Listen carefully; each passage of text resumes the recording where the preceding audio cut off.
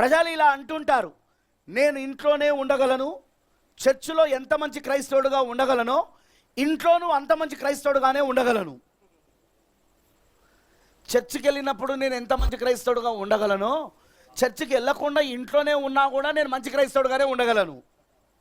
కానీ మీరు అలా ఉండలేరు. ప్రాఫెట్ చెప్తున్నాడు ఇక్కడ, మీరు అలా ఉండలేరు. చర్చికి వెళ్ళకుండా ఇంట్లో కూర్చొని నేను మంచి క్రైస్తవుడని నీకు నువ్వు సర్టిఫికేట్ ఇస్తే కుదరదు. ఇక్కడ నేను చర్చ్కి వెళ్ళాల్సిన అవసరం లేదు, నేను చర్చిలో ఉండాల్సిన అవసరం లేదు, మీటింగ్స్కి వెళ్ళాల్సిన అవసరం లేదు.